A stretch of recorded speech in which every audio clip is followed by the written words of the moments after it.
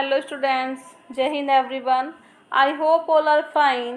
बेटा चैप्टर 1 है हमारा हिस्ट्री का, when where and how. We also discuss in previous video about the study of history and also discuss that the history is divided into 3 periods as ancient, medieval and modern history. Ancient history is before 800 and 800 to 1800 is the time period of medieval history, and after 1800 at the present going on modern history. And also discuss that this medieval period had divided into two parts of 5 centuries each. The first one is early medieval period which begins 8 to 12, and later medieval period second is 13 to 18th century. And next second topic is how India got its name. India को इसका name India कैसे मिला? बहुत सारे variation हैं. So let's start and read the topic how India got it's name. Look at the map of Asia in your Atlas. अगर बेटा हम एटलस के उसमें हम देखें एशिया के मैप को, तो we find that the India situated in the continent of Asia. India कहाँ पर सैचुएटेड है? एशिया के कॉन्टिनेंट में. The region of the Indian subcontinent, जो इसका ये एरिया है इंडियन सब कॉन्टिनेंट का, ये कहाँ से कहाँ तक एक्सटेंड है बेटा? From Afghanistan to Myanmar. And it is generally sheltered by mountains. और इधर में जो हमारे नॉर्थ की साइड में बेटा हमारे माउंटेन्स हैं, एंड माउंटेन्स हैं, और हिमालय से ऊपर भी जो हमारे इधर माउंटेन वाला सारा एरिया ये सब कवर है. और ये जो बीच वाला एरिया है हमारा, ये हमारा इंडियन सब कॉन्टिनेंट कहा जाएगा फ्रॉम नॉर्थ साइड वाला part. And on the south are the Bay of Bengal and the Arabian Sea. This circular landmass is known as Indian subcontinent. ये जो हमारा एरिया है Afghanistan to Myanmar and south Bay of Bengal, और इस वाले पूरे area को हम क्या कहेंगे? इंडियन सब continent. But this is the modern time. In the past, India has been known different name by different people at various time.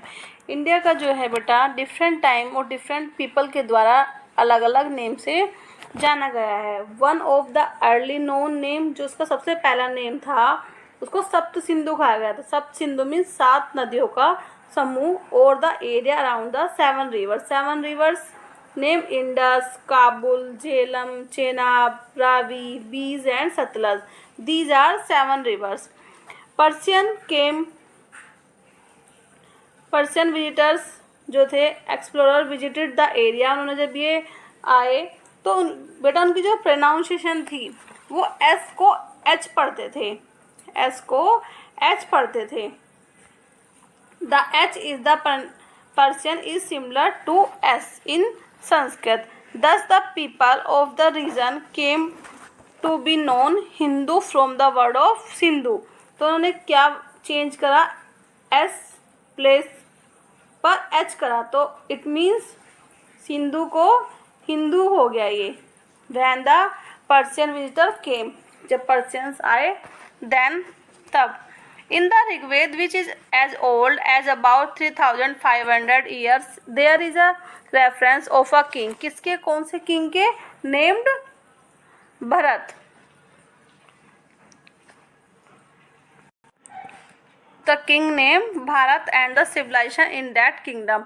तो उन्होंने क्या किया? जो भारत के नेम पर उन्होंने यहाँ पे सिविलाइजेशन किया उस किंगडम में, तो he is said to be conquered a huge area. तो उन्होंने एक बड़े एरिया को जीत लिया. तो उन्हीं के नेम पर ये भारत और भारतवर्षा कहा गया. The name of Bharat, the name was changed Bharat and Bharatvarsh. Hindustan is the other name which is possibly from the Persian derivative. In Persian stan a king to be Sanskrit word istana. istana means होता है बेटा स्थान, यानी कि रहने का place, which means place.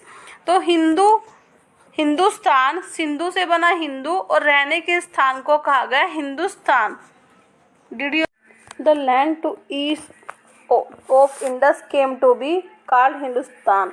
ये जो हमारा ईस्ट के साइड में इंडस रिवर थी जहाँ पर उसे क्या कहा गया, हिंदुस्तान। किसके द्वारा, by the Persian and Arabs के द्वारा। The term Hindustan is also found in the writing of Minhaj Siraj. ये जो टर्म हमारा हिंदुस्तान था वो फाउंड हुआ इन राइटिंग में किसके द्वारा, मिनहाज सिराज के द्वारा, जो एक क्रॉनिकल थे। क्रॉनिकलर्स बोलते हैं एनालिसिस्ट या pacifist of the 13th century. कौन से उसके थे ये, 13th सेंचुरी के एक क्रॉनिकल्स थे। क्रॉनिकल्स को बोलते हैं, मीनिंग सेम मीनिंग में लिखेंगे इसका,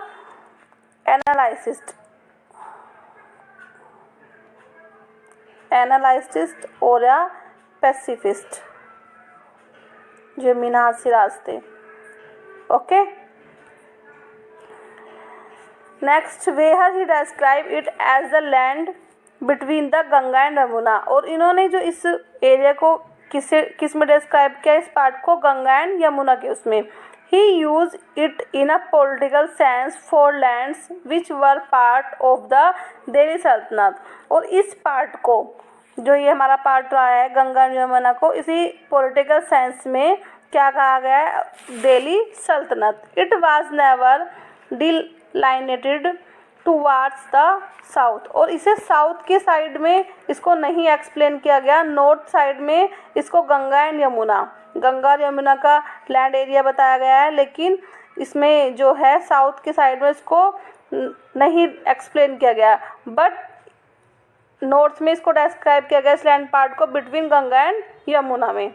okay, in 14th century the poet Amir Khusro mention the word Hind. जो अमीर खुसरो थे उन्होंने इस वर्ड को मेंशन किया, डिस्क्राइब किया Hind, but did not specify any boundaries. लेकिन कोई भी बाउंड्रीज को उन्होंने स्पेसिफाई नहीं किया। In 16th century Babur a famous Mughal king, Babur रहे हैं famous Mughal king, use the word Hindustan. उन्होंने इस वर्ड को यूज़ करा, the geography based on fauna and the culture of the inhabitants of the subcontinent। जब बाबर आए, उन्होंने जब हिंदुस्तान वर्ड को डिस्क्राइब किया तो उन्होंने किस बेस पर किया, ज्योग्राफी बेस्ड पर, on fauna and culture of inhabitants of subcontinent। Thus whole region was construct as Hindustan. फिर ये जो पूरा हमारा एरिया था इसको किस उसमें कंस्ट्रक्ट मीन्स किस में एक एक्सप्लेन करेंगे, किस में से जीत लिया गया या इसको डिस्क्राइब किया गया, Hindustan. Okay, the name India came to English use from the 17th century.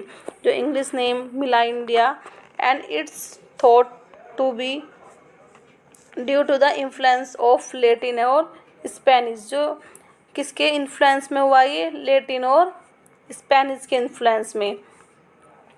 The modern India और Bharat is confined to the territory which is the part of sovereign nation. Sovereign means state or country is independent and not under the authority of any other country। यानी कि वह state और country वो independent हो, यानी कि free हो, किसी के अंडर में ना हो।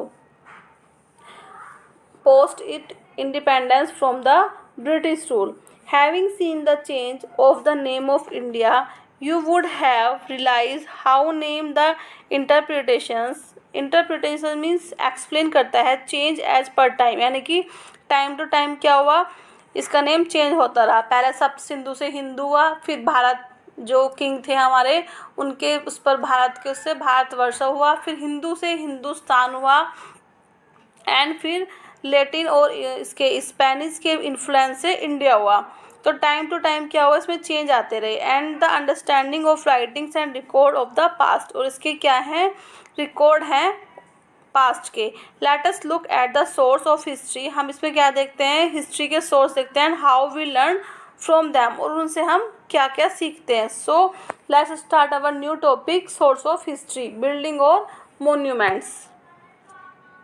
Source of history. In the medieval times, different types of buildings like temple, mosque, forts, tomb, places were constructed। यानी कि medieval period में different types of buildings we see। Careful study of these buildings, हम इन जो study करेंगे बिल्कुल carefully करेंगे. Tell us a lot of the art, architecture and the social, economic and the political life of the period in which they were constructed. यानी कि इस time में there are many remarkable changes as political, economic and the social. Some of example are as follows. Important forts and places, जो हमारे इसमें important forts and places हैं, red fort, Agra fort, Gwalior fort. Places at Jaipur and the Jaisalmer, Golconda fort and the Mandu fort. तो different types of places are constructed in this period, in medieval period, and there are many remarkable changes in the medieval period. Important mosque, Jama Masjid, Moti Masjid. We see different types of places and we know how they constructed. वे कैसे उनमें constructed हुआ. Different type of art और architecture we also find in these buildings. Temples, Vihadeshwara temple at Tanjore. Tanjore, where is Tanjore? Tamil Nadu. Tanjore and Khajuraho in Madhya Pradesh. Sun temple at Konark, Dilwara temple, Golden temple. So different types of temple and different types of art and architecture we find in these buildings. Tombs, Humayun tombs, Taj Mahal, Safdarganj tombs. Other monuments beside those mentioned above, buildings like Qutub Minar, Charminar, Victory Tower and were also constructed. In this medieval period there are many buildings are constructed. Next, coins were issued by various rulers. जो coins थे वो different rulers जो आए उन्होंने इसको depict किया the date and times. तो we explain on the mark on coins date and time. show the picture of ruler, जो उस पर पिक्चर ड्रॉ की गई है आर्किटेक्चर्स के द्वारा. अलग अलग जो रूलर्स आए उनके द्वारा. Metal use in these coins tell us about the economic state of this kingdom. इस समय जो कॉइन्स से पता चलता है कि उस समय के जो रूलर्स थे उनकी कंडीशन कैसे रही है, क्योंकि उन्होंने अगर गोल्ड के कॉइन्स यूज़ करे हैं, आयरन के कॉइन यूज़ करे हैं, तो this things that the present of the status of this kingdom, उसके कंडीशन के बारे में बताते हैं. Next topic is biographic and autobiographic. What is the meaning of biographic? Biographic का मीन्स होता है बेटा कि कोई भी अगर हम कुछ लिखते हैं किसी दूसरे के बारे में तो इट इज़ कॉल्ड बायोग्राफिक. ऑटोबायोग्राफिक होती है अपने बारे में लिखना, तो इसको कहते हैं autobiographic. Biographic and autobiographic of rulers give and the insight into the rulers life, the social, economic and the political life during that period. तो बायोग्राफिक और ऑटोबायोग्राफिक से पता चलता है कि दिस टाइम रूलर्स इनकी जो लाइफ थी वो कैसी थी, social, economic and the political life के बारे में बताती है. For example, Akbari written by Abul Fazal give an insight into Akbar administration. तो ये किसके बारे में बताती है? अकबर के एडमिनिस्ट्रेशंस के बारे में बताती है कि उन्होंने क्या क्या उस समय क्या एडमिनिस्ट्रेशंस किया या क्या क्या वर्क किया. तुर्जिक जो था वो जहांगीर ने लिखा. Jahangir about Tuzuk Jahangiri by the Jahangir about Jahangir के बारे में बताएगा. बाबरनामा बाबर ने लिखा. Similarly we come to know about the Prithviraj from the Prithviraj Raso written by Chandbardai. तो ये किसके द्वारा लिखा गया? पृथ्वीराज रासो चंद्रबरदाई के द्वारा. Thus biography and autobiography are a destructive source. तो ये हमारे क्या हैं? सोर्स हैं जिससे हम पता लगाते हैं या जान पाते हैं कि इस टाइम के जो रूलर्स थे उनका एडमिनिस्ट्रेशंस क्या था और इनके बारे में हम बहुत चीज़ों को फाइंड कर पाते हैं. नेक्स्ट